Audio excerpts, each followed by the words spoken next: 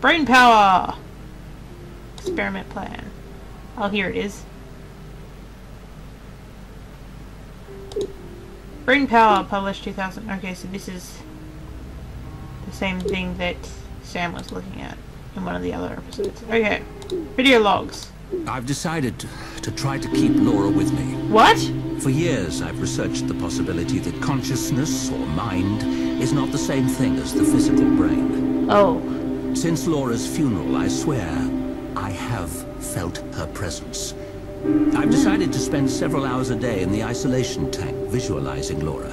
I don't know what will be the outcome, except probably to indulge my own grief. Aww. But if any of her energy remains, then by giving it attention and focus, maybe I can lengthen its influence. Since work no longer interests me, I've decided to make this my work. I will log the result. Interesting. Okay, what about December 2002? I've been spending 2 hours a day in the tank. The results have varied. Sometimes I'm convinced I feel Laura's presence. Other times I'm not able to get past my doubts. I still believe Laura is here. I do. Bergson, the philosopher, believed we choose our own reality. Oh. If nothing else, I have done that. I'm having new equipment designed that should boost my sessions in the tank. That is all. That is all. And then we have a 2-year gap. Well, 3-year gap, but time. Whoa! Hey! Laura would be 33 today. Happy birthday, Laura. Yeah, see? Your voice is way too loud. Way too old. Way too loud. Your voice is way too old for who you're supposed to be. That was really quick. And half nude. I liked it. Something strange has been happening. There have been several incidents that indicate a presence in the house. The presence of Laura. It sounds insane, I know, but there have been undeniable physical phenomena. Yeah. Is it possible that through my sessions in the tank I've given Laura the energy to manifest? Perhaps. I plan to keep a careful record of events as they unfold. A whiteboard? And there might be something in the field of psi research that could help. I'll look into it. Goodbye. That is all.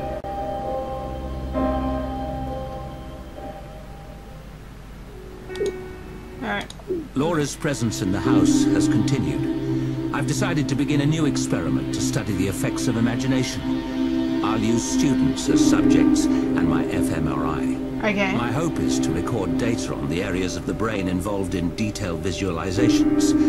Perhaps using biofeedback, I can train myself to stimulate the same area in my own brain and thus increase the power of my sessions in the tank. This may, in turn, give more energy to Laura. But... Okay, David, you're falling off the deep end, man. You're really beginning to fall off the deep end.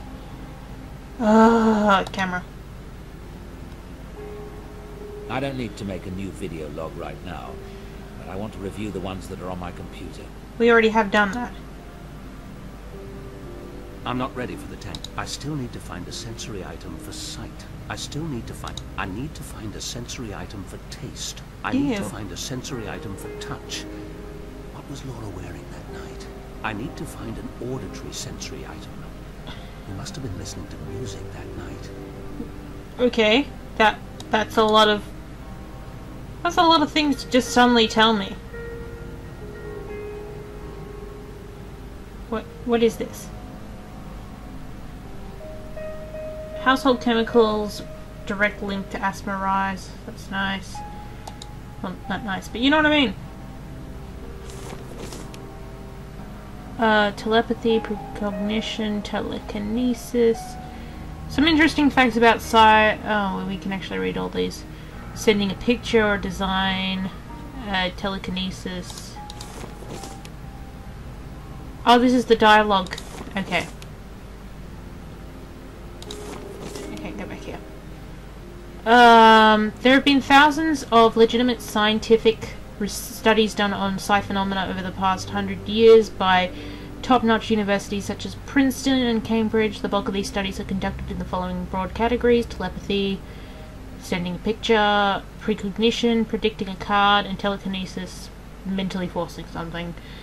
Some interesting facts about PSI discovered in these experiments. One, studies where the subject was in a non-normal state of consciousness, hypnosis, sensory deprivation, dream state, scored higher than those recorded in a normal state of consciousness. This would indicate that there are many protective mechanisms against PSI built into our ordinary state of mind. The demonstration of PSI effects of 1 to 10% above pure chance is true of the general population. However, 2% of the population scored much higher. This would indicate a powerful PSI is a rare something or gift akin to that of a musical progeny or world-class athlete. 3 groups of subjects working together have greater PSI effect than individuals, especially if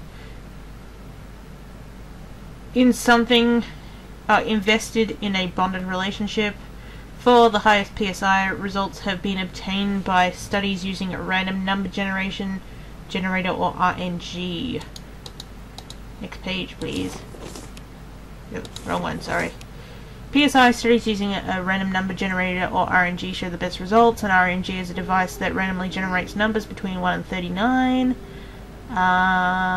This type of device seems to work well with PSI because you try to mentally force the RNG to come up with a number, for example 33.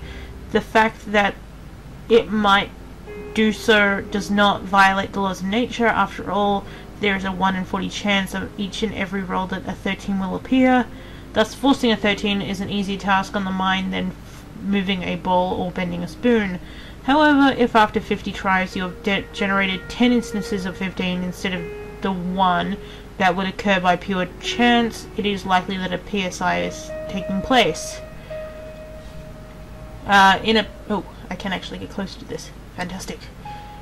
Using the basic idea of an RNG combined with a tray of Rolodex cards filled with letters of A to Z, plus 1 blank card, to enable subjects to generate short words and phrases by the power of the mind. Each Rolodex was controlled by flipping mechanisms that operated as following. The RNG motor was set to generate numbers from 0 to 26.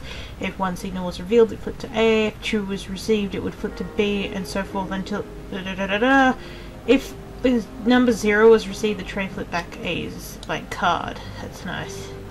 I hope to allow subjects to build short words or phrases using the power of their minds by focusing 1 letter at a time on the tray or trying to make the letter that they want appear. After some trial and error, I found that the settings worked best. First, I found the chance of any card changed occurring to the very low probability. Since 0 generated a blank card, I sent the RNG motor to generate a... I imagine that's supposed to be it was generated 99% of the time. Thus, a Rolodex only rarely turns to a letter at all, upping the chance that when this occurred it was quite deliberate. Then, to generate any letter with an equal percentage, I set numbers 1 to 6 with the remaining percentage. Oh, that'd be 1.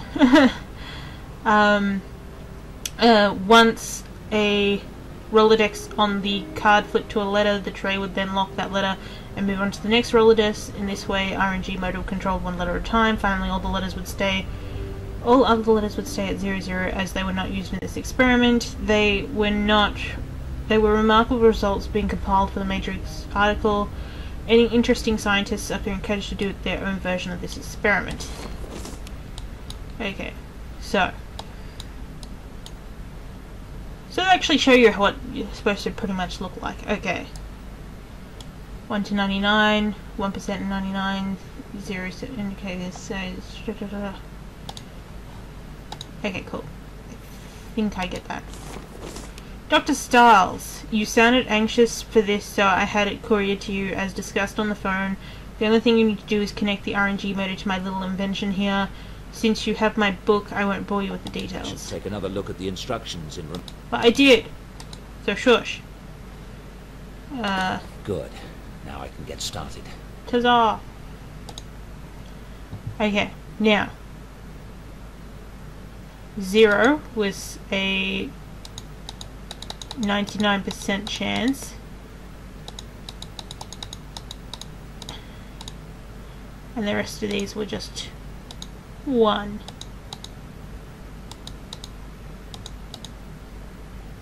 Wait. Do I want all of them? That is the question. I'm gonna check this book. Ah, book.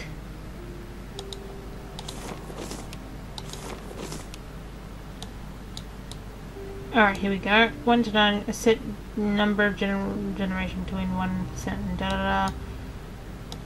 Set numbers inactive. Percentage, set number of frequencies is yes. I can... Okay, so I need to go back on the previous page.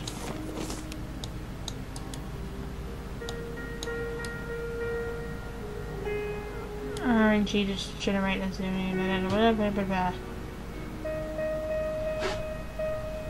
numbers. Okay, so it's only the 26 that require that 1%.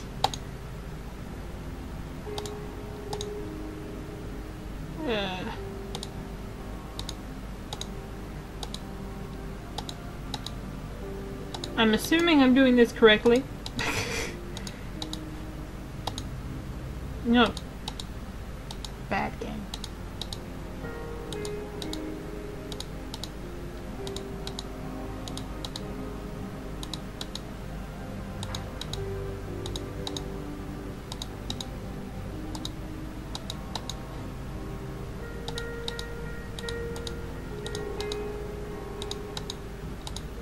Oh.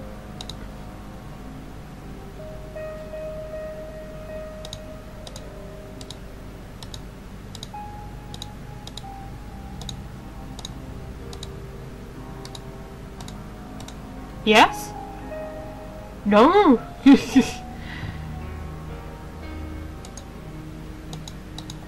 What? Dr. Ramaskin invented these letter rolls. A random number generator controls the letters, so hypothetically one can create messages using only the mind. Nah, I've already done. Blah, blah, blah.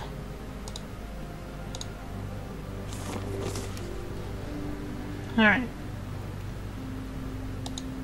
Yeah. 1 to 9. I see, that makes sense. What I've already done makes sense. Okay. Since I set the RNG to 0 and 8 is 0 99% of the time, thus the Rolodex only managed to turn when it was actually da-da-da. I set 1 through 26. Ugh.